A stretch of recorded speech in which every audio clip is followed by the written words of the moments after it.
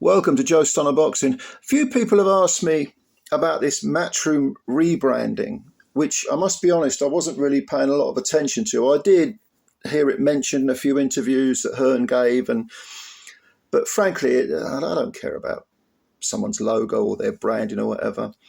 But a few people have asked me. And also Hearn said it cost 200 grand. So I thought, I wonder what they've got for their money. Well, the answer is not much. Now I had a look round. I listened to a few interviews. I watched. There was a video of them having a little bun fight, to launch it. And Frank Bruno was there. Leo Atang was there, the young heavyweight prospect. AJ was there, and they were all, I don't know what they were talking about. Just Matchroom in general. I suppose it represented the old, the sort of present, and the new. Although it must be said, AJ probably doesn't have a lot longer left at the top, if indeed he has any time left at the very top. We'll see. But Frank is kind of a British institution. Leo Atang made his debut on the Catterall Harlem Eubank undercard and looked good. Decent performance against a very, very low-level guy, but he's only 18, this kid, so we know he's got all the time in the world. But the actual rebranding itself, what have they got for their money? Well, first of all, the logo, my immediate reaction was, what is that? As other people have said, it looks like 11B. And then I watched, you sort of look at it and you think, is that an M? Is that, okay, I can sort of see what they're getting at. But nevertheless, you glance at it, you think 11B. And I watched a video on the Matchroom channel, boxing channel, which was a sort of skit that Hearn and Frank Smith had put together, where they're sort of taking the piss out of each other like they always do. And Eddie's playing up on his, charismatic "I love me" image. It was actually a funny little skit. Go and watch it. It's on the Matchroom YouTube channel. But they kind of preempted the criticism, because they were actually criticizing, like Hearn was criticizing the new logo, saying that looks like 11B. It doesn't look like, is that an M? And Frank Smith was, and Hearn even had an alternate one where it said Matchroom Boxing, and Frank Smith said, well, what have you done there?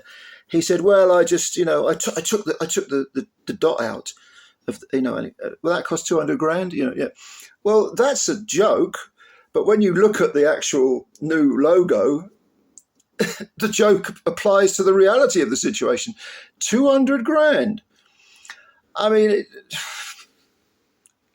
look, it's personal taste, but to me that logo is nothing. I mean, you could have held a children's competition, design a Matchroom logo, and I'm sure some of the children could have come up with something a little bit more impressive than that, but I think I could have done, and I'm not. When it comes to painting and drawing, I'm nothing at all, nothing special. But and then the 200 grand. I mean, look, if you've ever had anything to do with the corporate world, and I'm delighted to say I haven't had a great deal to do with it, but in jobs that I've had, I've sort of flirted with it. There are so many bullshitters in that world; it's not even funny. So many people who are so self-absorbed, who immediately put some sort of suit on and think that they have, that their hand is on the pulse of the zeitgeist and all this, they're full of shit, basically. But you will know that they charge the earth for garbage. I remember one company I was with, they changed the name of the company to, I won't say what, because it will give away the name of the company. Although they didn't treat me well, so fuck them. But they changed the name of the company from something that was, let's just say, very basic, to something else which was equally basic. And they spent, countless, however much money it was, tens of thousands on this, and all sorts of meetings and furrowed brows, and all pontificating about nothing, and it's almost like their job's worth, so they've got nothing else to do, so they have to create something. Okay, we'll do a rebranding. That'll give us something to do. Of course, you have to ask, well, do you need a rebranding? Matchroom Boxing is an established international promotional company. Hearn is always fond of saying, we are the only international promotional company. So it begs the question, why do the rebranding? Well, I think rebrandings, and I certainly think this is true of this particular one, are really just publicity ops. They're a chance to, they spend a lot of money trying to propel their company into the public eye. And okay, people may have got a little bit too used to what we used to look like, so we're going to change it and trumpet from the rooftops that we've changed it. And people will hopefully become interested again and want to look over here again instead of over there. And I think a little bit of this, I don't know whether it's true in this case, can smack of desperation sometimes with companies. I mean, there's no doubt that the dynamic has shifted as far as Matchroom are concerned, because when Matchroom was still with Sky and Hearn first signed with DAZN, and then after the Sky contract ended, he and Matchroom moved all the way over to DAZN permanently, as their only platform. He was kind of almost ahead of the game because he saw streaming as the future. And then gradually, as he admitted, I want to take over boxing internationally in the world. I want Matchroom to be the global frontrunner. And he made these outrageous claims, for example, that DAZN is the death of pay-per-view, which of course is anything but. My opinions on pay-per-view. And of course, once the streaming thing began to take off, and God knows they plugged, a couple of billion into it or something ridiculous to try and make DAZN, the Netflix of sport, as they put it. But once all the spotlights shone onto the idea of streaming as a viable platform and a preferable alternative to the more traditional platforms, suddenly others came on board, Golden Boy, and obviously Warren lately, and the whole thing has become it's become not about Hearn leading the cavalry charge. In fact, you could argue that in some respects, Matchroom are now behind Queensberry. They certainly lost the domestic market to Queensberry, back to Queensberry.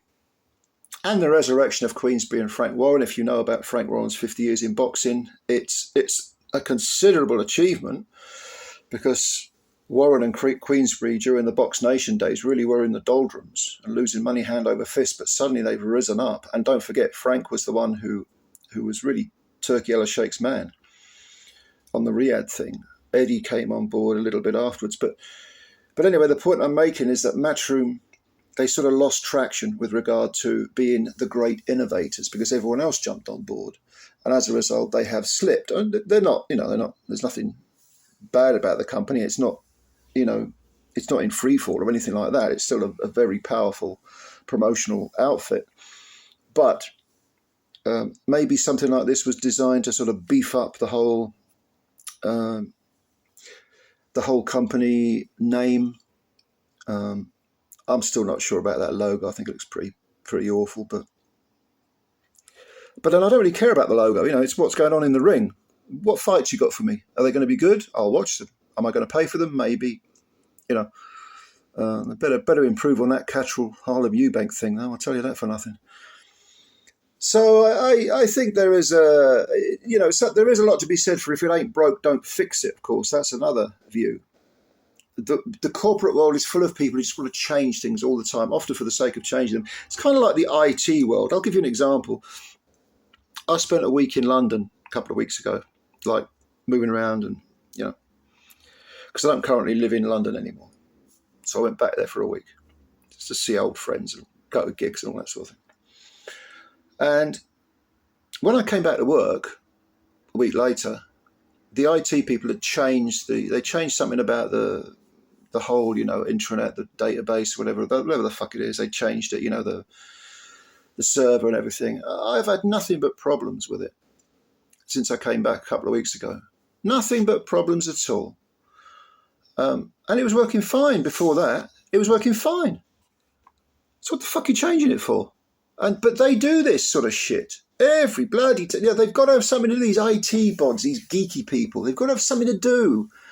And it's the same with, corporate...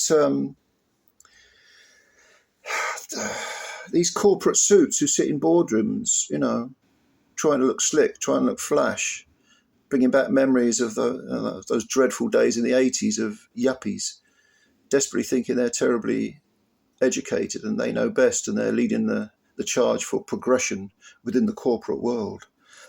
No, they're not. They're just a pain in the fucking arse. Get out of the way and let the workers do their job, the ones that earn you the money, the one that earn you your, whatever it is you get, however much a year.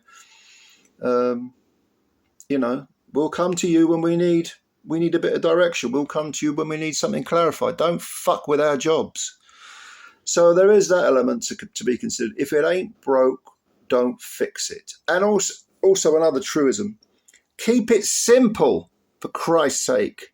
Don't complicate matters, which people frequently do, especially in this day and age of, all this IT stuff, this endless parade of, codes to your phone and authenticators and passwords and have you opened an account and blah blah. It's all this shit was meant to make life easier. It hasn't. Not in the business sense. I mean, it's great for like watching fights, entertainment, and so on. But in the professional world, it's an almighty pain in the fucking ass. Give me a pen and paper, and I guarantee you, I will work 3 or 4 times quicker than with all this digital bullshit. But anyway, that's just a private rant. Touched a nerve here.